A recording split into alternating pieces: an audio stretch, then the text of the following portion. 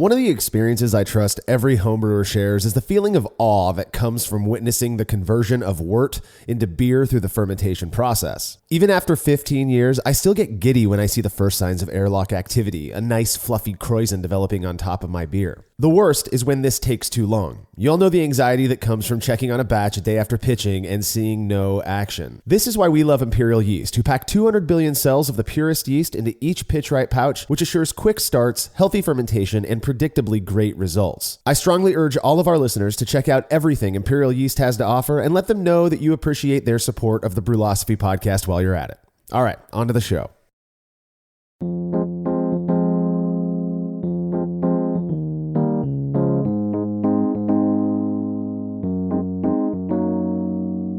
Hey everybody, this is the Brewlosophy Podcast. I'm your host, Marshall Schott, and we're going to be doing something a little bit different than usual in this episode. For those of you that have been around a while, listening to the show for the last few years, you likely recall a past episode or two where we've shared the audio from our live Q&A sessions where patrons of Brewlosophy get to hang out with some pretty cool folks in the brewing world like Mitch Steele and Chip Walton, to name a few, toss questions at them, they respond. Brewlosophy contributor Andy Carter, who has been brewing for a long time and serves on the board of the California Homebrewers Association, as well as kind of heading up the planning of the Southern California Homebrewers Festival. He was last month's guest, and we figured you all might enjoy what he had to say. I've known Andy for a few years now and was beyond excited when he accepted the offer to join the Brewlosophy crew last year. In addition to just being a really great brewer who genuinely loves the hobby, he's also a really fun guy to hang out with. All right, as I mentioned, these live Q&A sessions are a reward for patrons of Brewlosophy, those folks who support us by making a pledge of just $3 per month at patreon.com/Brewlosophy, though we have a number of other reward tiers as well, including access to unpublished recipes, unique discounts at YakimaValleyHops.com, and an invite to a monthly live video chat with members of Brewlosophy. Our live Q&A guest for July of 2021 is yet another Brewlosophy contributor and the host of the Brewlab podcast, Cade Job, who in addition to his contributions here, has worked in a commercial brewery and is currently enrolled in a brewing program at Oregon State University. We've actually been getting quite a few requests to have Cade be the live Q&A guest, I think because of the Brewlab and all the cool stuff he's doing over there. To be a part of this session, you have to become a patron at the $3 tier or higher by Friday, July 23rd, 2021, which will also grant you access to all past sessions with guests like John Palmer, Michael Tonsmeyer, Dr. Tom Shellhammer, John Kimmich from The Alchemist, and many, many more. To check out all of the other rewards you can get for helping us do what we do, head over to patreon.com/Brewlosophy. Feedback is brought to you by Brewers Hardware, who have an array of amazing purpose-built stainless brewing products to improve your brew day. If you're looking for a high-quality pilot brewery, make sure to check out the gorgeous BH15 single-tier system, which comes with a hard plumb manifold to eliminate all hosing changes during the brew process. Head over to brewershardware.com to see what they're all about, and make sure to mention Brewlosophy at checkout to receive a free gift. Again, that's brewershardware.com. Listener Robert Clay wrote in with some feedback that we've received a few times over the years. Robert said, first off, I want to start by saying that your website and podcast are some of my favorite brewing content out there. I especially love how you keep going despite the occasional hate from some people. That said, I've got one complaint. You have episodes of the Brewlosophy podcast that align with most of the stuff you do on the website, like experiments and short and shoddy, but you don't have a series for one of my favorite things you do, The Hop Chronicles. Is there a reason for this? I've talked to other members of my homebrew club who really appreciate The Hop Chronicles and would love to hear you guys talk about it as much as me. What gives? Well, Robert, thank you so much for the feedback. It's great to hear that you enjoy what we're putting out there. And yes, we will keep on doing this thing, even if people don't like it. That's kind of the thing that we enjoy doing over here is brewing and experimenting. So that's always going to be there. As far as putting together a series for the Hop Chronicles, also as well as the Brew It Yourself series we do over on the website, our biggest issue has to do with formatting. Namely, we've struggled to come up with a way to talk long enough about a single hop variety. One option that we've discussed is simply shortening those episodes. It wouldn't be by too much, maybe 20 minutes, give or take. We just really haven't felt comfortable doing that yet. Listeners, let us know what you think. Would you like us to start a series for the Hop Chronicles on the Brewlosophy podcast, even if it's a bit shorter than our standard episodes? If we hear back from enough of you and enough of you actually want us to do that, we may just give it a shot. Thanks for the email, Robert. If you have show feedback, you can send it to feedback@brewlosophy.com or leave us a note on social media. Listener Zach Otting recently sent me a bunch of commercial and homebrewed beers, one of which is an American wild ale he simply calls Peach. Zach said for this batch, he used the Rare Barrel Sour Blonde recipe, fermented initially with a Belgian Saison yeast before adding his house culture that he built up from the dregs of various bottles of commercial lambic-style beers. Finally, the beer got aged on peaches. 1 minute beer review with Jersey and Tim. Give me some beer. Ooh, it's a little cloudy. If you'd like your beer to be officially endorsed by Tim and Marshall and Jers, then you should probably be able to see our faces through it. I'm gonna like this. You're gonna like it? Yeah. Or do you like it? I do, just by the smell. Oh, it smells like cat piss. No, that's a good sour right there. Yeah, that's a sour. That's very good. It's a good sour. It's a very basic, original sour. Sours have gotten out of control. They're like, this is jackfruit and durian mixed with a Malaysian popsicle sour. But it's not in your face. It's this not like, is the basic sour that this is good. Remember that first time we had a sour? We're like, this is good. Yeah. Oh, this is that sour. Tastes like sour. This is that sour. This is a basic sour. It's not that screaming tart like right in your face. No, this is a delicious, it's good. Light sour. My God, I love this. Do you love it? I do. This is a very delicious sour. It's very good. It was well made. Shall we give a personal message to the maker of this delicious sour? Do it. This is to the maker of this sour. Whoever made this sour, you did an excellent job. It's very good. I will drink it. This sour is the greatest sour. In this hour, this sour has extreme power. And it's like a flower. You know what? I rate this as a good sour. Very good sour. I love peaches as a fruit in general, and Zach's beer certainly tasted of this delicious fruit. I was actually shocked the guys didn't notice the peach character, though I suppose I can understand on some level the peachy flavor maybe getting lost in the complexity of this absolutely delicious sour beer. So complex. Zach, you did an excellent job on this one. I am by no means a sour expert, but I certainly love me some sour beer, and this hit all the marks. In fact, the guys kept asking me after the review if I had another bottle of this beer to share with them. That's how much they loved it. Thank you so much again for sending in so many great beers. It's been so fun getting to try them all. If you'd like to have your beer or any other fermented beverage you feel like sending in reviewed on the show, you can email me, marshall@brewlosophy.com, and we'll get you all set up. When we return from this break, Brewlosophy's Andy Carter answers questions from patrons.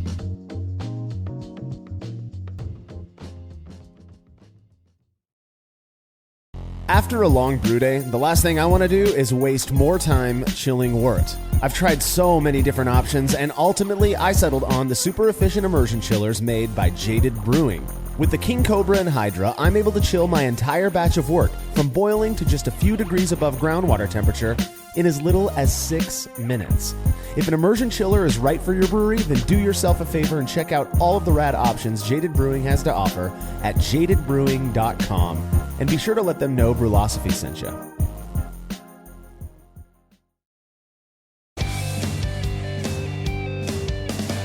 Compact and simple to use with a small footprint for brewing indoors, the Grainfather makes it easy for you to brew professional quality beers at home. The Grainfather is an all-in-one brewing system that lets you brew all grain beer in a single compact stainless steel unit. It uses an electric heating element and pump to maintain a constant temperature and to circulate the wort during the mashing and cooling stages. It also comes with a counterflow chiller to reduce chilling times and produce high-quality wort. And now, with the addition of their conical fermenter, the Grainfather takes things one step further by offering homebrewers state-of-the-art temperature-controlled fermentation just like commercial breweries use. And with the Grainfather Recipe Creator and Connect app, you can easily design a recipe, sync your brewing system with your phone, and then just sit back and relax as the app takes over and assures that you maintain your scheduled mash temps and boil schedule. Head to Grainfather.com to purchase your all-in-one brewing system today and to sign up for their free recipe creator tool. Once more, head on over to Grainfather.com, that's Grainfather.com, and get started today. Family-owned Atlantic Brew Supply is the largest homebrew shop in the Southeast. No gimmicks, no multinational corporate overlords, and no BS. They offer exclusive malts, yeast, and more from local artisans, as well as award-winning recipe kits. They also sell professional brewing gear and cask equipment from sister companies ABS Commercial and Cask Supply. Most ingredients are available by the ounce, plus Atlantic Brew Supply has an on-site calculator to help you craft your best brew. Orders are processed same day, and 2-day shipping is guaranteed for East Coast customers. Get 15% off your first order using promo code BREWPOD. That's BRUPOD at AtlanticBrewSupply.com. Craftmaster Growlers takes traveling with and sharing beer to a new level. Made from heavy-duty stainless steel, Craftmaster Growlers are double-wall insulated and can keep beer cold for up to 8 hours. Unlike typical growlers, Craftmaster Growlers come with a swiveling tap and fully integrated CO2 regulator cap, allowing beer to stay fresh for 2 weeks or more. The square design takes up less space and will fit in most refrigerator doors, and every Craftmaster Growler comes with a 1-year warranty. There are 64 and 128-ounce versions available over at craftmastergrowlers.com.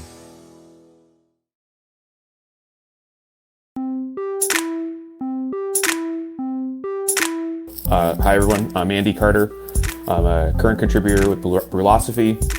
I think you probably heard me on the podcast, the Brewlosophy podcast, and then my posts for last year or so. Figured today, well, you've heard me talking to homebrewing well enough, so I figured we'd just start off with something completely different. I'm gonna introduce everyone to a board game I've been playing it's called Gloomhaven. So Gloomhaven is a cooperative game of battling monsters and advancing a player's own individual goals. The game is meant to be played as part of a campaign where groups of players use the accompanying scenario book. We're going to look at the first scenario too today. Accompanying scenario book to string together a series of adventures, unlocking new content for the game as they progress. Any revealed scenario, however, can also function as a highly variable standalone experience. This rule book is split into 2 parts. The first part will teach you how to play through an individual scenario, interacting with the monsters and environment using character ability cards. The second will teach you how to use a scenario book to link a series of adventures together, to create a story of your own choosing, advancing your character's abilities, and unlocking new content to further enhance your own experience. So, we've been playing this game for about 9 months now, me and my girlfriend. I figured I'd just introduce everyone how the game starts. This is the beginning of the game. Everyone needs to eat. Whatever your reason for coming to Gloomhaven, out here on the edge of the world, that simple fact is never going to change. A mercenary cannot fight on an empty stomach. So when Jaskera, a Valdroth woman wearing a red cloak and enough gold jewelry to keep you fed for a decade, approaches you in the Sleeping Lion, offers to pay you 10 gold coins to track down a thief, retrieve some stolen goods, well, seems as good an excuse as any to sober up and start paying on your tab. This thief has taken some important documents, she says to the merchant, her tail whipping about in agitation. I don't care what you do with him. Just bring back what is mine. Based on her description, it's easy enough to knock around a few alley thugs and get a location of the thieves' hideout. You don't find yourself as a mercenary way out in the Gloomhaven without knowing how to crack a few skulls. Sounds familiar. So your target is the Black Barrow. Sounds like a lovely place. So no, I'm not going to keep going with that. We're going to talk about beer today. So please put your questions in the chat. I will answer those as they come in. I'm not seeing any so far, but I do think we are live, and I'm making sure. Always got to make sure the comments section's open. Let me get another window going here. And so we get this. So I think I'll just start off because just let those comments come in as we progress. But so I said, like I said, I'm Andy. Some kind of background on me is I've been homebrewing for it's been like 11 years now. The main reason I got into homebrewing was, I think near the end of college, I started drinking craft beer. I was very interested in that and the process of making beer and kind of that hobby side. And so, I got into reading the Charlie Papazian book first, and even kind of that philosophy of brewing and not the specifics, because that book is pretty out of date, to be honest. Much better equipment now than he had back then, of course.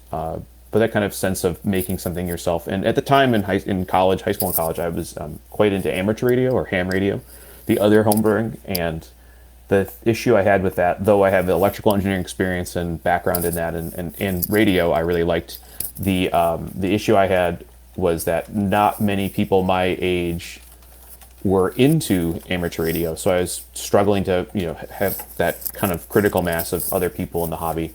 think many hobbies have that issue where you have, there we go, comment section. Here we go. Great. Let's go. Good. Here, I can see the comments. They're not coming up next to me on the screen. That's annoying. Anyways, so to see do you need that kind of critical mass of other people around? You can do hobbies by yourself too. The internet has completely changed that, of course. You can be alone and get quite a bit done otherwise. So that now what you have is me looking for some hobbies to do, and then homebrewing seemed like a good one. So when I moved to California for graduate school, I got a kit about a year into graduate school, and I really never looked back. It was a Midwest brewing kit, and I brewed a few beers. At some point I was, up maybe, kind of stumbling about a year into it. Some beers were coming out a little, not great, maybe infected in something, and that kind of dissuaded me a bit. But then when I joined up with the Ventura Independent Beer Enthusiasts, a new homebrew club that was in Ventura County, so not too far from Santa Barbara, it really unlocked a lot more of knowledge I didn't have, and they were able to taste my beers and provide me that like specific guidance, and that was great. And then since then I was able to stay in California. I was president of the Ventura Independent Beer Enthusiasts for a little while, which was good. I think we grew the club quite a bit in those years. We kind of did more rigorous. We had monthly meetings. We had Facebook groups. We would do talks. We had a barrel program.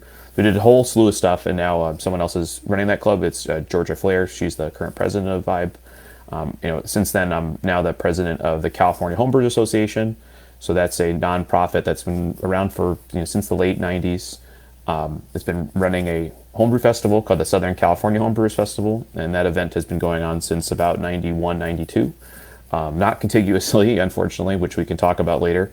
It's been, it's been a really fun time to run that. At its peak, it was for those that aren't aware of it, and we'll talk more about it later too, is, it's a festival of more than 40 homebrew clubs now that set up booths for an all day long homebrew share where everyone that attends, they're usually homebrewers. They don't have to be. You just have to, sign up, be a member of the CHA to be at the event, pay for your registration to the event, or volunteer at the event for your registration to be free. And it's an all day 11 a.m. to 9 p.m. Basically a large homebrew share. And we have a raffle, we have bands, we have food trucks, we have talks, we have speakers, we have everything.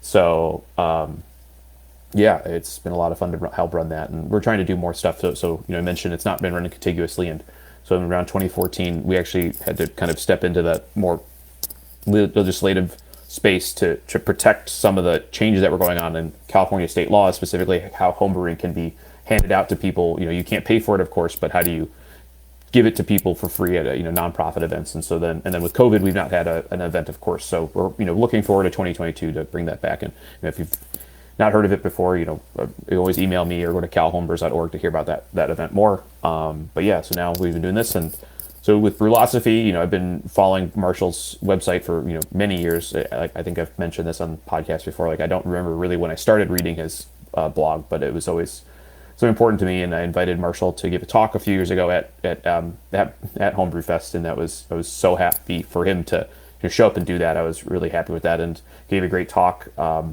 think the memorable story of that weekend was he has his daughters, and one was having a birthday party. So he said, "I'll do this, but I need to be back immediately after to do this birthday party." So I said, "That's fine." And I said, "You have to get up. I'll drive you to the airport, whatever time you want." And so it was like 6 o'clock in the morning the day after the event. So I'm pretty exhausted, and it's kind of raining. And I find Marshall, we're running, scrambling, and it's some of the torrential downpour to take him from Temecula, California to San Diego for the airplane. But we got there, we got him delivered alive, safe and sound, and he got on the plane and everything. So I was really happy to fulfill that. So, but after that, so we've been hanging out. And then about a year ago or so, Marshall asked me to be a contributor. I have some previous podcast experience too, so I was happy to do both. And after that, hit the ground running. So we got the Brewzilla systems running here now. We have the Delta fermentation tanks, and so brew in a bag and things. And so we have had about a dozen or so experiments, and we are imminently approaching the date of my first live in-person XBMT to be published in a week or two. So I'm very excited for people to see those results. I think it was a really cool experiment. And then my other new live ones in the tank right now, because Vibe is going to go back to live meetings in June, so we can get some more data collection. And yeah, I mean, it's been great. I've been fortunate to not only have know Brewlosophy, be friends with many of the Brewlosophy contributors, but now can participate in it, and it's an honor, honestly. I think my beers are pretty good and pretty consistent, and it's good to give back to something where I've had my questions and what can we look into here and give that data back. So start looking at some questions. So Dave asked, is that a pen and paper game? Yeah. So Gloomhaven is it's both actually. So it started off as a pen and paper game. It was one of the biggest Kickstarter events ever when they released it, and it's like the thing has like 500 pieces to it, and it's got boards. It's called a Euro game. I think that's the technical term, because it's got cards and some. There's not a lot of there's some randomness, but there's not like story building. It's more like it's more like you run a character through events and stuff like that. Then you follow this path, and so we're about halfway through it, or maybe a little more halfway through it. But you create characters, and then they have a retirement plan. So as you create a character, you have goals, and once you reach your goals, you have to retire a character and make a new one, and they level up and get cards and stuff, and it's a lot of fun. And they've just announced, or they're about to release Frosthaven, which is the next game of Gloomhaven. And if you don't want to invest, I mean, it's a very expensive game, actually. It's hundreds of dollars, but it's heavy. It's like 20-pound box. There are smaller versions of Gloomhaven that you can just buy and play much more quickly for much less money, but it's a ton of fun, and it's a really complicated game, but it's straightforward enough. And why I say it's both digital and paper is that they do have a digital copy of Gloomhaven you can play online, so you can play with other people and stuff and chat and everything. So I've yet to play the digital one. It looks like a lot of fun, but there's a lot of just open-endedness to Gloomhaven, which is pretty cool. Favorite recipe on cream ale? So good question. I've not brewed too many of them, but what I've done so far for Brewlosophy is I've had the cream maize, flake maize, no flake maize XBMT. And what's interesting about cream ale is, in my experience, though I have not brewed a lot of it, it seems to win quite a few awards at local homebrew competitions. People submit, for those that maybe haven't done a BJCP one, maybe you're out of, the United States is very common, but maybe outside the United States, having this BJCP run, how its competition is run, you submit these beers blind, they're judged by a pair or more people, and then they move through heats, usually like a table, like a category table of 8 or 10. The top 3 are picked, and then those move on to a final. The first place moves on to a best of show table, and then you have like 20 beers in front of you, the best judges, and then they claim a first, second, and third place for all the beers. And what you see, I've seen this consistently, is the cream ales, or lighter beers specifically, place very high across a lot of styles. Like you'd imagine big stouts would dominate, or big IPAs or whatever, but it's like cream ale still like win. And so it's really cool. So I've been actually thinking more about that, but then also my friends that are doing it too. So I think the grits, kind of polenta grits thing that Dave's mentioned, is a pretty cool idea, because I think you're going to get more flavor and stuff out of it.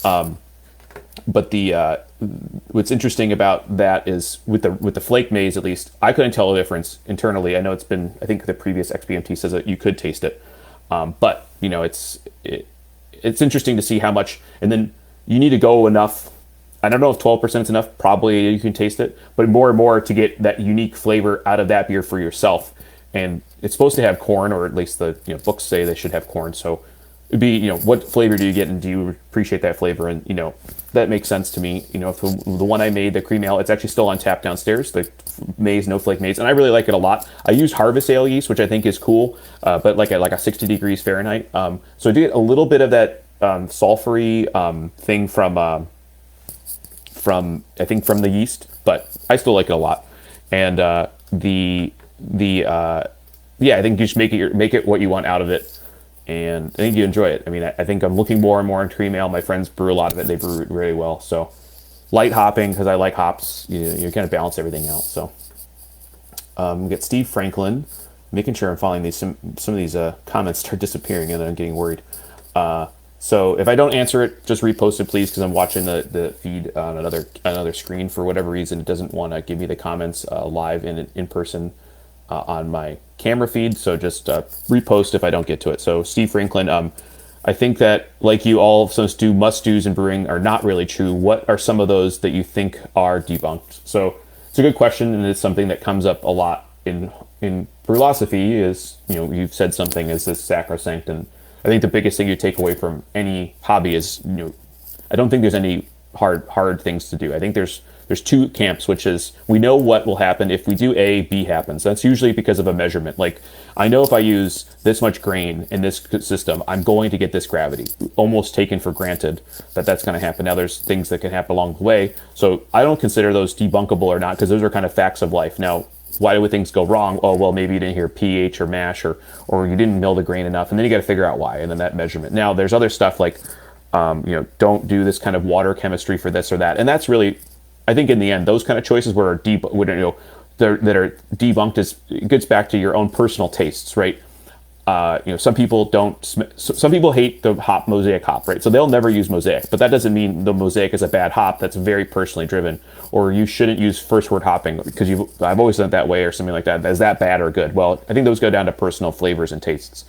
I think the common ones that we've seen, at least my experience, because like I said, it's all about your experience with the recipe, your experience with the technique. The one recent one was like using roasted malt versus roasted barley, whatever, and I couldn't tell the difference between those two beers. Why? Is it because my palate, or is it because those ingredients are really identical? I'm not sure. Again, we can measure differences, color differences, or put it in the gas chromatograph. The gas chromatograph will tell you those beers are different, right? But you can't taste the difference. So does that really matter? I think holistically about the debunking is however you brew your beer, brewing it consistently and not changing that. And then if you have to change it, why would you change it? Pick a reason and move on from there.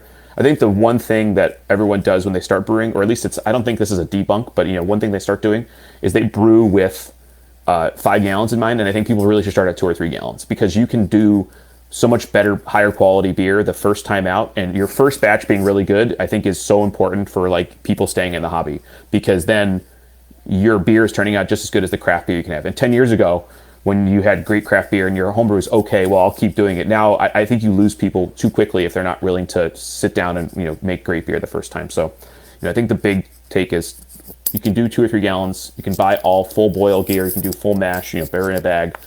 You can chill it quickly because it's not a lot of volume, and just run with it. And then that's the best beer you can make the first time out. So, what software do I use? It's a good question from Jonas. The software I use is a hybrid of Brewfather and then my own spreadsheet.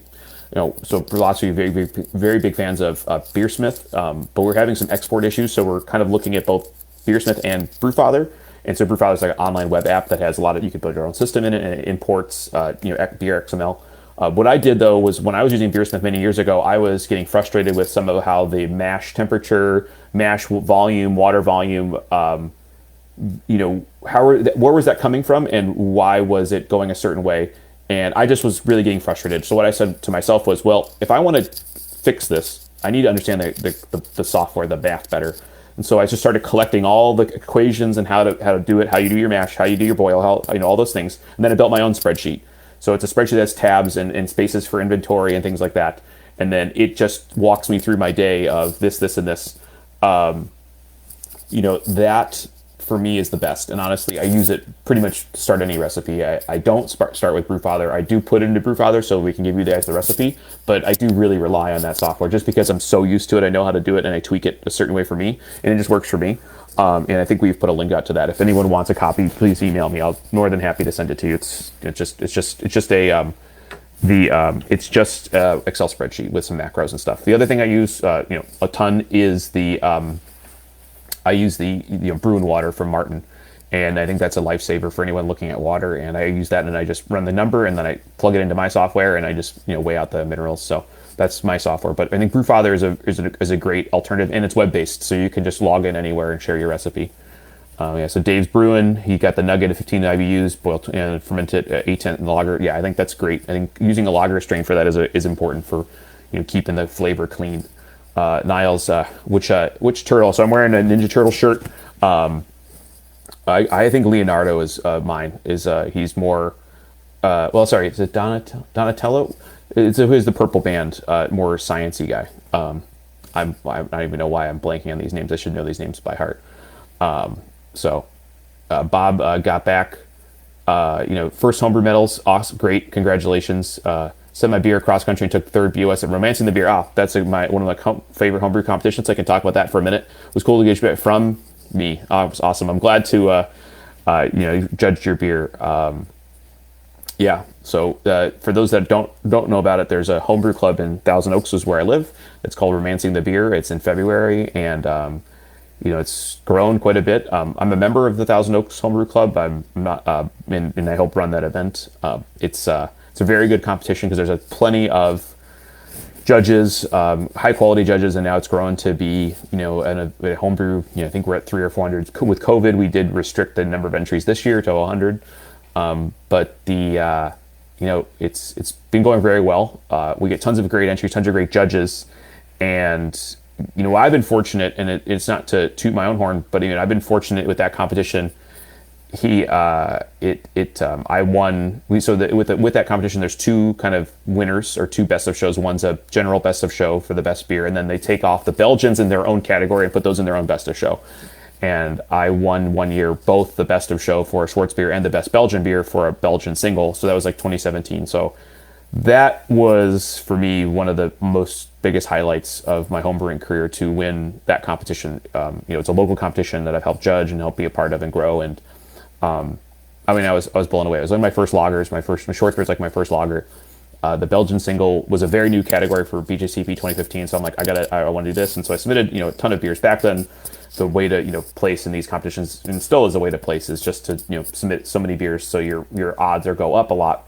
And, I thought the beers were both very good, but then they went all the way, and I was like, well, this is great. So I was able to professionally brew both of those.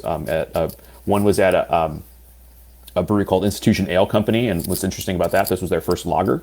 So they got to learn how to do lager brew. Now they do more lagers, actually, year round. And then the other one was at a brewery called Twisted Oak Tavern, which is in Aurora Hills, which is not too far from here. And that beer, I think both turned out really well. I think the Schwartz was better than the homebrew. The issues some of the times when you go to Pro-Am is you can't get the same yeast. And so, you have to live with that. But I was fortunate enough we're actually bringing back Belgian single at a brewery down in San Diego called Savage Wood.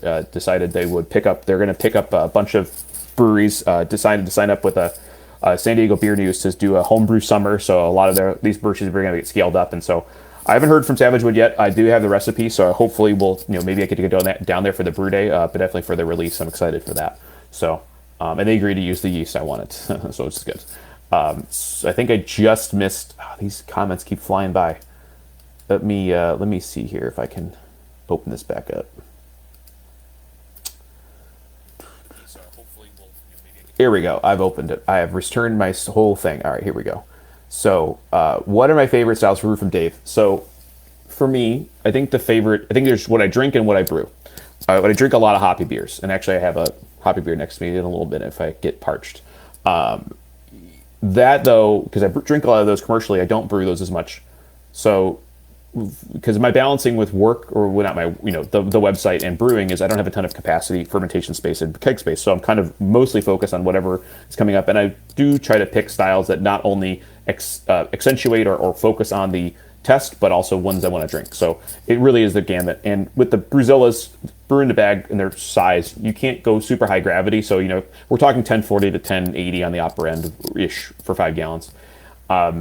And those will be all range of styles. I would say I probably put more hops in every recipe than maybe it would be supposed to be done, because I just like hoppy beers. I used to be very into brewing sour ales, and I still am. I just haven't had the time to start them. It's always like the best time to plant a tree was 10 years ago. The next time is today. So I really should be being back on that. But it's something I need to get back to, because I like doing it a lot, and I actually help out quite a bit. There's for those that aren't aware, I'm sure most people are aware, but if those are not, there's a Facebook group called Milk the Funk. It's focused on sour wild fermentation, mixed fermentation, and I help run a biennial every 6 months, so 2 times a year, I'll share called Beer It Forward. So everyone is randomly assigned another person across the country, and they have to send each other beer. So I've been in charge of that for the last about a year and a half. So it's been a lot of fun. I get a lot of beer. I get to send out a lot of beer, and everyone just shares comments and posts and everything like that. But also big into barrel aging beer. So I'm kind of all over the place. But a lot of the beers I brew are, because the Brewlosophy, I'm committed to putting out an article a month, and so those will range to any style I have with what yeast I have on hand and stuff. I mean, if I could just only brewing like stuff, I'd probably make a lot of hoppy beers, but then that's a lot of then maybe I'm brewing too much hoppy beers, and then those could go bad or something like that. So once post-COVID, I'll probably get back to more brewing because I can share my beer. That's what the best part is. I get to share my beer with either coworkers or homebrew club members. I get to bring them beer and they get to try it. So it's all over the place for styles. What do I use? Jonas is, what setup do I use for temp control? Good question. So when I started, I didn't have anything, and that's how I think a lot of people start. This is way before the high temperature yeast and things like that. So I think I had a lot of mixed bags back then. I think you could say maybe the yeast strains were not as good as they are today. But then what I was kind of using, because in the climates I've lived in, Santa Barbara and now Thousand Oaks, at least Santa Barbara's a little cooler, so I actually would just put my PET carboys in a cooler with water to give it some thermal mass to not go up and down. I just put ice blocks in and out of it for the first few days, just so that it was regulated temperature. I did that for many years. I mean, I did that up until Brewlosophy, basically. And with Brewlosophy, since we need to be very consistent, I just have a Keezer and I have a temperature control unit. Before the Inkbirds came out that were really inexpensive, there was the STC 1000, which is its own standalone unit, where you wire it up and then you have a thermometer, and it's got hot and cold settings, so 2-stage. And I wired up like 3 of those, so I have those all around the house. And then I have the Keezer, and I just throw my fermenters in there. And so up until about a few months ago, I was just using the PET carboys, temperature controlled. I got a not only the cold side, of course, but you need to keep it hot too, or keep it warmed up if you need to. And I got a Reptile, seed starting mat. So it's like very low. It's like 10 watts. It's not a light. It's like, infrared. It's radiation rate. It's a warming mat. And then that just goes in there, and it seems to be waterproof. So I didn't want anything to happen to it. So that just gently warms the fermenters up after you need the heat. It's also, once it's hot here, you just don't have cooling, so that works really well for me. I like it. I'm kind of a low tech, though where I work and what I do for a living is fairly high tech. I'm trying to be as low tech as possible, so any failures that could happen during brewing are limited to something I could fix quickly because it's low effort, lower tech. Now, though, I have the Delta firm tanks, which have been great. I had to upgrade my Keezer to fit them because I thought they were big enough. They weren't. And it took a while because of COVID. There was almost no Keezers or no freezers available, chest freezer available. So it took a little bit, but I got it, sold the other freezer to someone in the club, and we're rock and roll. And I've been happy ever since. We have a second new experiment. I already just warmed it up a few days ago to start wrapping up the fermentation, and I've been excited, and it's worked well. I know a lot of people gravitated to glycol and things. It's just, for me, no, I'm not interested in that. At some point, maybe I will, but I'm not interested in it, and the way how I brew and stuff doesn't need it. So I think the Keezer works really well. It's the space constraint. That's the kind of thing. You need a lot of space. So so Niall's like, more of that Belgian single. So let me I'll get a few more questions, and I'll open up the spreadsheet for the Belgian single and walk you through my process for that. Keen to try dry hop on a Marzen lager, take a new level. Trav, it's dry hopping. It's kind of to pick your battle there with what hop you want to use, because sometimes, or at least what I've heard, and this could be wrong because I've not done it myself, is some of the noble hops can kind of throw off some other negative flavors during dry hopping. So I would look to a more newer school hop that could provide some interesting aroma at a very light amount. So like Cashmere or Sterling would be, I think, a cool hop to. I think I've dry hop with both of those, and those provide a nice note, kind of noble-ish new school note. So I would honestly look at maybe doing a little bit of Sterling dry hop, maybe even half an ounce for a couple days at 5 gallons, and see what you think of that. I think that'd be really cool. Work well with the maltiness of the beer. Just provide a little lift on the aroma. Dave was asking, do I use floating dip tubes? I don't. My kegging is all Cornies, either pin or ball lock. I think the funny story of pin and ball lock was when I started homebrewing. You couldn't buy a ball lock to save your life, but you could buy tons of pin locks. And so I was the pin lock guy. People just would rag on me nonstop for having pin locks. I'm like, look, if I'm going to start doing something, I'm doing pin locks. Now I do have a mix of pin and ball locks now because prices got better. More and more people found old soda containers they could open up and clean. So you can find them now. And I have a couple new kegs too, the Torpedo kegs and some of the other stuff that's knocking around just because I needed more space. I actually have a lot of kegs, but they're all tied up at barrel-aged beer. Maybe at the end, maybe a little later, we can talk about barrel-aged beer and how my approach to that. But a lot of it's tied up in sour kegs, so there's just beer waiting to be packaged or blended. And so I don't use the floating dip tube. I just like again, low tech. Just let it age or crash in the firm tank or whatever to get all the stuff out of it. And then the dip tubes, some of them I do have them that they're either cut so they're a little high, or they're bent so they're not pulling the bottom. That's plus minus kind of going to do. I think people that have used the floating tip tube like it a lot. Just for me, I'm not interested in using it, but I know people that use it and they like it. So.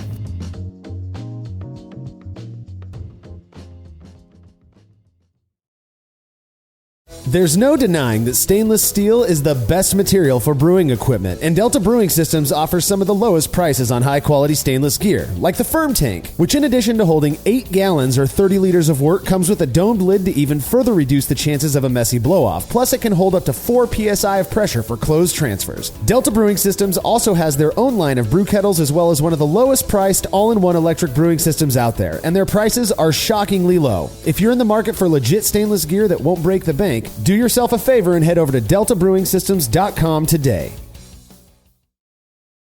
The brew in a bag method has blown up over the last few years, and in that time, it's become very clear that not all bags are created equal. For the best BIAB experience, you have got to go with the Brew Bag. Made from high-quality, food-safe polyester, the Brew Bag is available in both 210 micron for standard brew in a bag, as well as 400 micron, which works beautifully for all-in-one recirculating systems. I've been a Brew Bag user for years and wouldn't brew without it. Head over to brewinabag.com to get the fabric filter that works for you, and use promo code TBP17 at checkout to receive a discount. Again, that's brewinabag.com. Have you ever thought about adding a port to your kettle but held off because you didn't feel like drilling into your gear or sending it off to have someone else do it? From the makers of the world's fastest counterflow chiller, the Xchillerator, comes the Hangover, the easiest way to add extra ports to your kettle, as well as countless other options. Mount a faucet to your keg for easy portable pouring. Set up the perfect whirlpool arm. Hold a heating element in place. All of this and so much more without permanently modifying your gear. Manufactured right here in the United States, the Hangover offers brewers too many convenient solutions to list here. So head over to Xchillerator.com today to see what the Hangover can do for you. As every brewer knows, the best beer requires the best hops, which Yakima Valley Hops provides fresh from the source to brewers around the world, carrying everything from classics like Cascade to modern favorites like Galaxy and Mosaic, as well as other ingredients and gear. Yakima Valley Hops has it all. And don't forget to check out their new podcast, The Late Edition, where the YVH crew goes into depth on our favorite plant with industry experts. Head over to YakimaValleyHops.com now to see all they have to offer, and subscribe to The Late Edition wherever it is you listen to podcasts.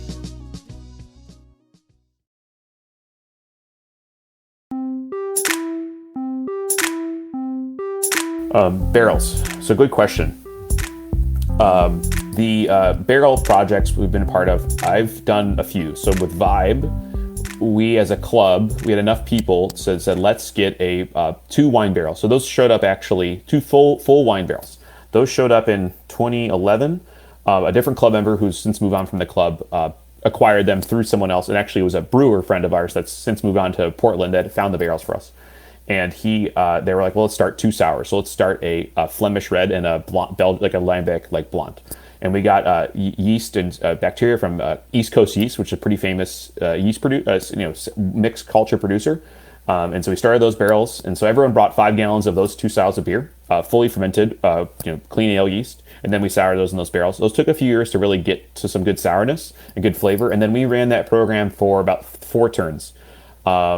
We blended along the way, and we actually released at the SoCal Homebrew Festival beers called Cuvée des Vibes. So we blended all those kegs, we blended with other beer, and so we had a lineup of actually 5 of those releases until we retired the program.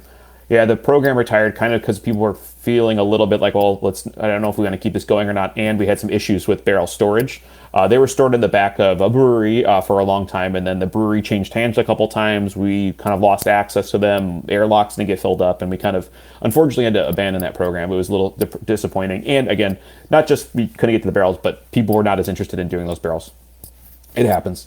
And then we just did a clean-ish bourbon barrel. So we acquired a bourbon barrel because the brewery at the time that we were storing the barrels at bought a whole truckload of barrels. So we bought one. And we put a Belgian quadruple in it, and then we put a Belgian triple in it, and then we put we put a porter in it, and then we put an old ale in it. So after the quadruple, again, same way, 5 gallons. Everyone brews 5 gallons. Everyone puts 5 gallons in, and then they get some fraction of that out through evaporation and stuff. And then we would weigh these kegs out. We would give you, you put 5 gallons and you get about 40 pounds of beer out, so you could weigh it and give you people even amounts. And then some people wouldn't show up, and people get more, people get less. So we kept rotating that. After the triple came out, people were thinking maybe there's some Brettanomyces in the beer. So then that was very apparent, and the Robust Porter definitely has a Brett positive aroma. So then we let it go to old ale and just let it sit there for a long time. And so all those beers went through, were packaged out, and then we actually burned that barrel at Homebrew Fest the year we were done with it. I think Marshall was there for that one. So that was a lot of fun. It was a good project. Then I was able to do one more barrel at home. This was a 15-gallon bourbon barrel that the club Vibe bought a bunch of 15-gallon barrels from Sonoma. I think it's Sonoma Distilling, and I got that. I filled it with this now I'm really into higher alcohol stouts and the fuller body, and I filled that with full-bodied stout, and then I actually did top it off with some commercial beer because I was almost out of stout. It was a lot of brews. And that beer turned out phenomenal. I was very happy with that beer, and I did put triple in it because I liked how the quadruple to the triple really tasted. So there's like a little bit of barrel character, but not a ton, not hitting you over the face. And it just really nice, works well with the phenolics of a triple, and so just delicious. And then since now that barrel just sits on my porch, kind of didn't have time, didn't have space, because 15 gallons is a lot of beer and that's a lot of kegs to tie up. So I didn't do that. And so the barrels have been a lot of fun. I think there's some rules, and we've covered that in a podcast about barrels. But definitely read that, and if you have any questions about how to do that as a club or organize it, just let me know. I'm more than happy to talk about it. But barrels were fun, and even the 15 gallons are great too. I've not gone below 15. I know some people have gone to 10 and 5, and they've had good success with souring and that. It's something to try. I think you can make good sour ales either way, in a carboy or in a barrel. It's fun when it's a group project because you guys can kind of share and mix and match and see how beers age over time, and depending on how people package them and stuff like that. So it's a lot of fun. Have I ever had Jersey and Tim review? No, I've not. I had things planning to send them. Oh, wait, hold on. Am I incorrect? Oh, I am incorrect about that. I believe they did try my seltzer. I would just go find that episode. I believe they did, because I definitely sent Marshall my seltzers a long time ago. I'll have to look at that episode and find out. I think they liked it. I'm not 100%. But I have other things I could send them to. I think though we mentioned the podcast this week, it's going to take a little bit of a break after Jersey moves. But it's a very fun segment. I think it will change slightly, but it's still around because I think people like it a lot.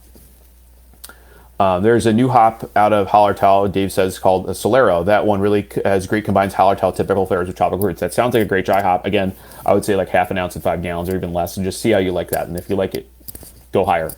Niles, what are your preferred methods of learning about brewing? Oh, that's a great question. So for those that aren't aware, I've been going to school for a very long time. I finished not only undergrad, but a PhD in electrical engineering. So education is actually a large component of my life, and something I take quite seriously, and so learning for me is a constant experience, especially about home brewing too. I think for me the best learning is, or at least how I learn the best, is by doing, if it's computer programming or doing something in the lab or something like that. So first is what do you want to do, and then how would you do it, and then practicing that. And that's how brewing, how I learn how to dial in these 2 Bruzillas, so I'm brewing the same beer consistently and everything like that.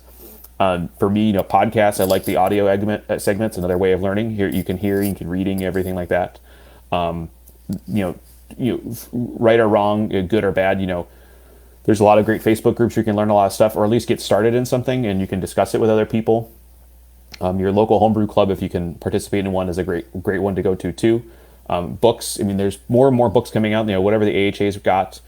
If you really want to go off the deep end, there's a lot more academic papers. Cade with the Brew Lab podcast is looking at that more, and kind of taking a paper and kind of maybe breaking it down a little bit for people. I think for 2 ways. One is those papers can be a little daunting to get data out of because they're complicated, and maybe you don't want to read the entire thing. You can read the abstract. The second one for those is there's many paywalls for these papers, so it's very hard to get the whole paper. Maybe you only get the abstract. So Cade's trying to dig into that and things their way, and that's a good one. And even the older ones, the older papers, I know the MBAA has papers and things like that, and those papers can be really useful. You get something out of them. You don't get nothing, and you can find them, and there's ways of getting around those paywalls, of course. But academic papers seem to me the best to go try to root cause everything. What I think, in terms of books, I have the encyclopedia, my little brew shelf over here. I got all these different books. I think starting with the beer, the Oxford Companion. I can get this out here. I think this is a really good one to start with if you're doing anything in beer, because the footnotes are really good and it's a very concise experience. You could read here and then go to a footnote and then go to a paper and then go to a paper.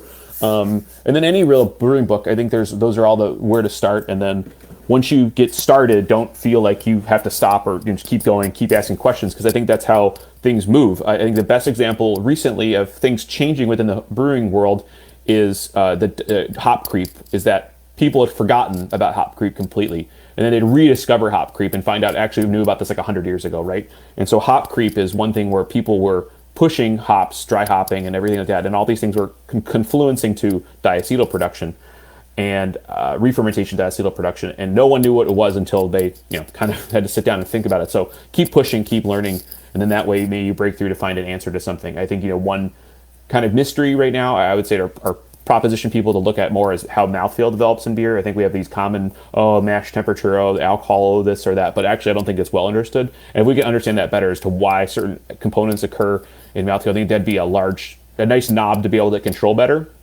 so that we just have a better experience of that. I think that's a missing element in a lot of understanding about beer and beer making.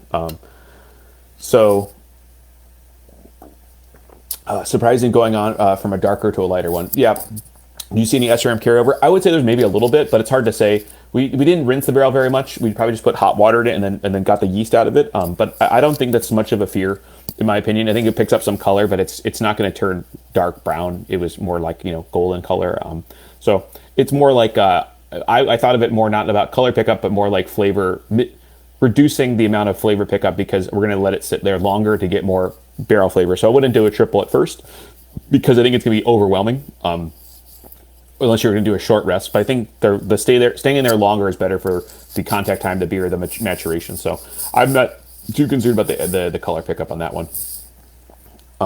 Did you have a bad experience with homebrewing that really made you upset? Some cognitive Tuesdays fermented in a keg that really made me stop brewing. I think what caused my most consternation in brewing and where I almost quit homebrewing was early on, when I was doing everything the books were saying. I was doing all the stuff saying, and then every 3 batches it would just be infected. Very strong chlorophenolic, and I actually have a lot of sense memory about how bad that was and why whenever I smell it, I actually go right back there and I get upset, actually. And at that point, not knowing how to fix that really drove me up the wall. Like, I think I stopped brewing for like a whole year or something like that. And it was until I went to Vibe and they said, oh, well, I think it may be your cleaning methods, because you're using PBW, but you're using very hard water, and then it won't clean and it won't come up with the right. And it was clear to me, actually, if you looked at my carboys when they were new, the beer was fine. When they would age and I wasn't really getting the inside of the PET carboy clean, there's kind of a film on the inside. And so I just moved everything to RO water. I said, all right, I'm going to RO water for all my cleaning supplies, all my water, build everything back up. And after that, my beers have been fantastic. And so, like, the one thing I would say, if anyone's having issues, just go to RO, go reverse osmosis. You can buy water at the water stores or out in front of supermarkets in the United States. I don't know how easy or hard that is. I remember my little bit of time abroad, specifically in Germany, that there was water available here or there. But starting with a low mineral content, water, I think is the biggest thing, because then your cleaning chemicals get to the right pH, maintain the right pH, and your brewing water is good too. Of course, the other part of that is you don't want chlorine or chloramine in your water as well. So, Masahiro, I think I'm saying that right. Sorry about that. Living in downtown LA, any great homebrew clubs near you? I think the biggest homebrew club in that area is the Meltos Falcons. I mean, this is a long-time award-winning, multi-decadal homebrew club. There's a lot of high-quality homebrewers in that club, a lot of great people. Though some people don't like the size of the club or how big it is, and so there's smaller ones. And actually, we have a list of them at the Cal Homebrewers website. I'm trying to think. It kind of depends on where you live specifically, but I can look and see. Like, it's nothing is coming off the top of my head, but I'm looking here at the clubs and reps. But there's I would say, like, not LA proper, but like driving around to the suburbs and stuff. There's more clubs, and I would say, like, LA specifically, I'd say there's the Monrovia Homebrew Shop I would check out, or you go down to LA. There's Steinfeller's in Long Beach, and those guys would know where to go and where meetings to happen. Those are the ones to check out. I'm just looking right now, and I'll put a link in the chat for the list of clubs that go to Homebrew Fest, and you can check out their websites and things and around there. I would say, yeah, like I said, I think the big one people would go to is something like the Falcons, but there's other options there too. Lab Rats in Riverside, Inland Empire Brewers. So check that list out. And obviously you can always send me an email. I can try to connect you with another club. Bob, interesting. Never thought about the water for cleaning. I use distilled for brewing, but tap. Yeah. So I'm always wary of the chlorophenolic. coming from chlorine and then just maintaining a liquid. So I always use RO for all the Star San, and my Star San's crystal clear, and I just top it off as I use it. I don't make new Star San every time, and the PBW can last for at least a little bit. Though PBW does have I call it like a critical point of absorbing like crud, that it really becomes useless after so many cleans, and I just toss it. So bucket list beers, great question. So I've been fortunate, with my income, that I've been able to basically try any beer I've ever wanted to try, or travel to those places. So there's not many left for me, because what I did, with home brewing, I was able to brew a lot of like lambic style beers that I always was very passionate about. I've been to Belgium. I've gone to those lambic breweries. I've tried a lot of those. I traded. I think this is kind of a cool story. When we went to Belgium, I was on Beer Advocate, asking for places to go and recommendations, and I said I'm willing to trade a lot of these crazy American beers I have from California for whatever Belgian style you get. Like, I want older lambics, older saisons, and not many people got back to me. One guy did, and he had a very detailed spreadsheet of a lot of lambics and a lot of stuff, and we came to a kind of a merger conclusion of, okay, I want these beers, you want these beers, okay, cool. And then near the end of it, he was like, well, hold on, can you get Pliny the Elder? And I said, yeah, I can get Pliny the Elder. He's like, could you get a case of it? I'm like, yeah, I can get a case of it. I'll be up in Santa Rosa at the time, right before I fly out to Belgium. I'll get a case of it. And then he's like, could you get 2 cases of it? I'm like, yeah, I could get 2 cases of it. Okay, cool. Well, I'll trade you this other rare lambic, this Gouges de Bières de Paltier, this other lambic, for the 2 cases. I'm like, it's done deal. So we had loaded all these beers up. I going through all these train stations with 2 cases of Pliny all wrapped up together. And we get there, we get all the beers, and he hops out of his car. We had just landed, gone to the Airbnb, and he and his wife were there, and I said, okay, here's all the beers. And it was very funny because, I had all these beers, right? But that one lambic, that rare lambic, he's like, and maybe I shouldn't have given this up. He was a little bit, you can see he was a little despondent that he traded it away. All the beers are really good. I think the coolest thing I got out of that trade was a 1993 defunct lambic from a brewery called Deneuve. I think it was Deneuve. It was a lambic brewery, and it was still fantastic. I had that on my 30th birthday party. So that was a lot of fun trades. What am I looking at now? I think there's a lot of great breweries out there that I've not gone to, and I like going to the breweries and seeing, not just their hype beers, but everything else. For me, I'm just looking forward to going back to Belgium and trying more lambics. And I would say for bucket list, it would be going to it's called a De Grote Dorst. It's a lambic only bar that's only open on the weekends in Belgium, just outside of Brussels. And I'd not gone there the first time, and that'd be a place I really want to go back to. I think in general, I've been fortunate. I've been able to try basically every beer I've wanted to try or trade for. There's something that comes off the top of my head, but looking forward to any next one, or any homebrewers ones that want to talk about it, because I love talking about homebrew. Cool. Let's see. I think I got to all the questions. Planning on going to Belgium. Yep, absolutely. Feel you there. I was thinking, one thing was cool was since I live in California, I was able to have Pliny the Younger a few times, and right before grad school finished, I was able to we jetted up there with a friend of mine from grad school. I believe, was it he living? He may have been living there at the time, I think, because I was at an intern program up in Santa Rosa, and I was able to go to go into Russian River quite often. And I think he was then working at that company. So I met up there. We drove up one night, and then we got in line in the morning for Pliny at the Elder, and you check in the morning, get your pizza and everything. And if you've not gone to Russian River, it's a fantastic experience, a fantastic brewery. Vinny's, he's a home brewer, ride or die. He's very, very positive with the homebrew community. And the beers, you can get Pliny Elder now more. You can get other beers more now, but there's a lot of taproom only beers that are just fantastic. And you go down to this 3rd Street pub, you can get the pizza, you can be in the kind of experience. And then they have the Windsor facility, which is a newer brewery, which is purpose-built for tours and bigger groups. And they've recreated parts of the bar, which is kind of cool, the chalkboard and everything. Just fantastic time. There's a lot of other great breweries in Santa Rosa. You don't need to just go to Russian River. There's Hen House, there's some bars up there. And a friend of mine, actually, when I was up there in Santa Rosa as an intern, the Whole Foods in there, that was one of the first Whole Foods that actually had a bar inside of it.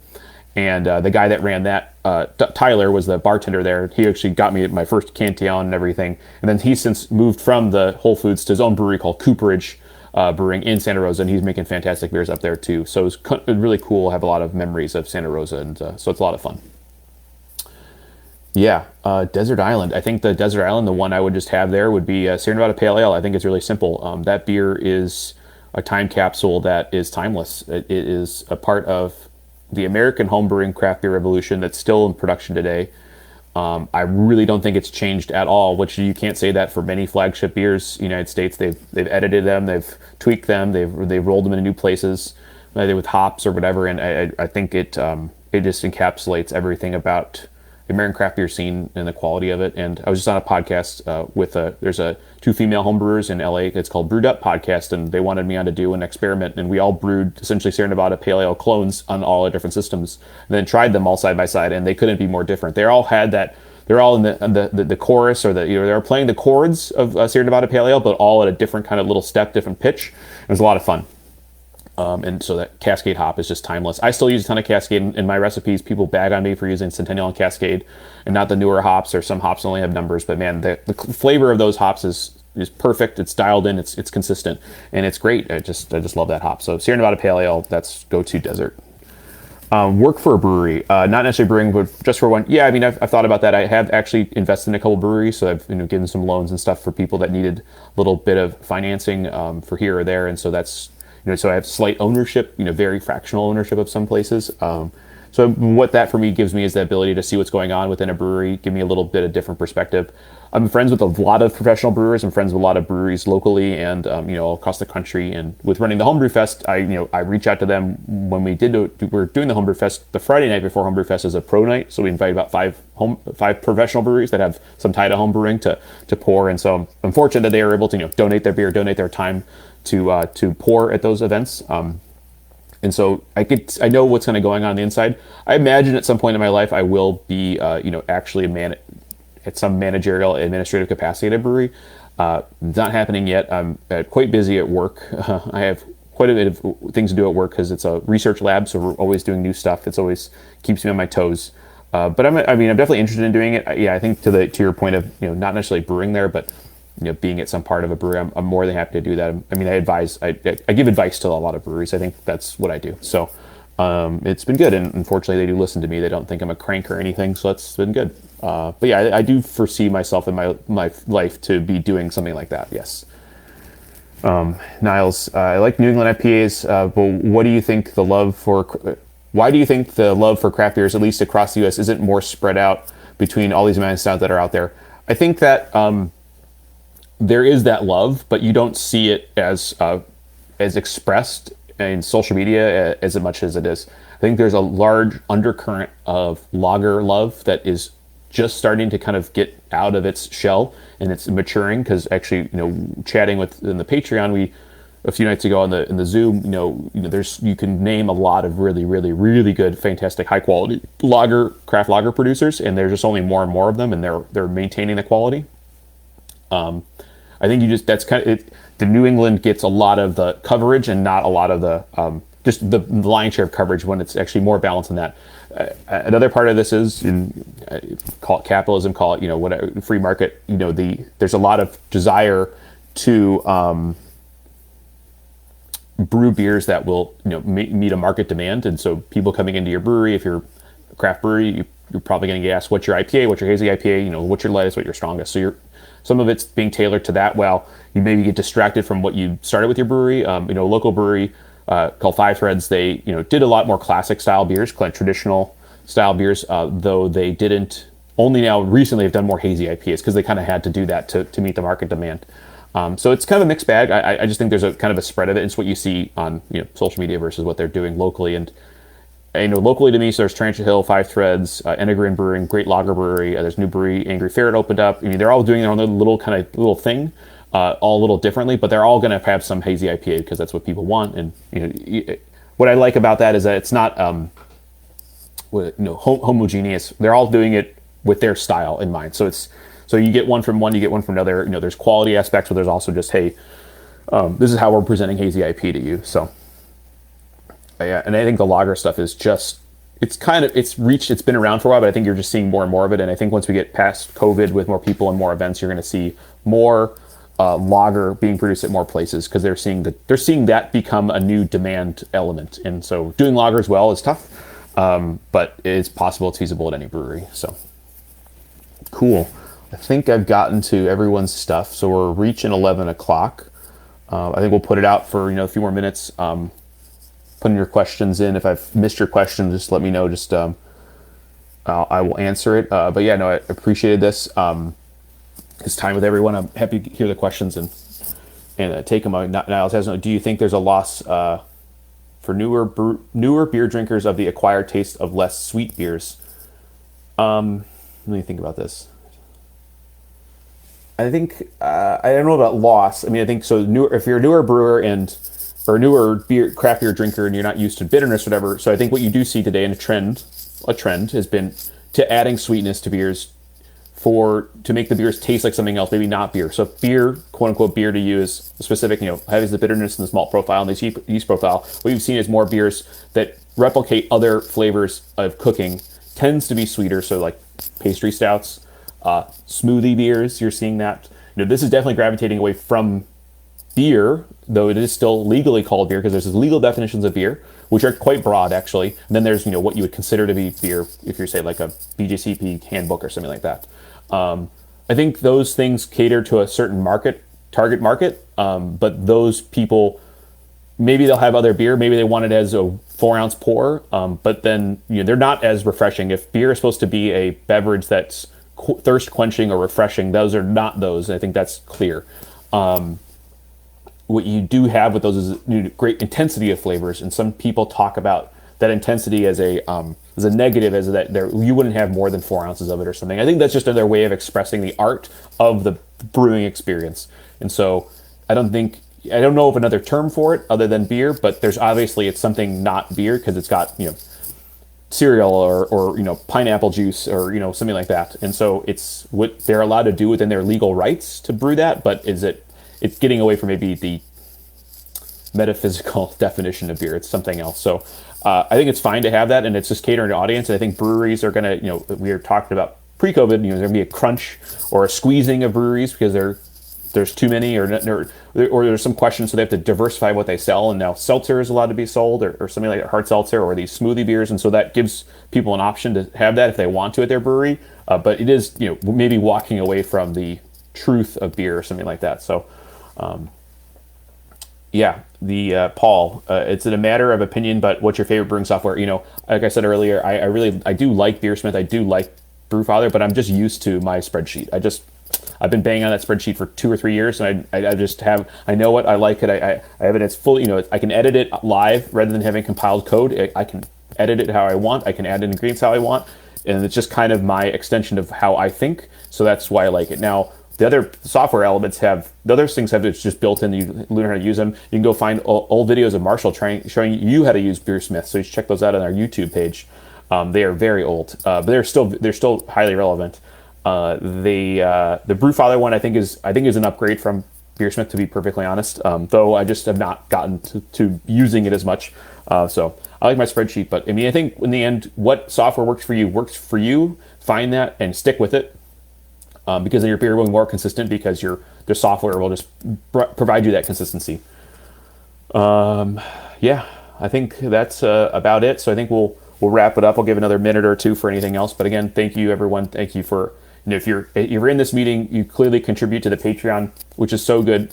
I think that today, if any other time in terms of content and production, everything at the small homebrew, whether it's a video game or whatever, Patreon allows us to, gives you guys get to give back for a small donation to us, and that allows us to keep brewing, to keep doing new stuff, to keep going to places, and so we really appreciate it. So I thank you guys a lot for doing that. It keeps us, we would do it anyway. I would say we would do it anyways, but of course, with anything where there's content and timelines, the little small amounts of money that are along the way do help a lot. They keep the website going and everything like that, of course.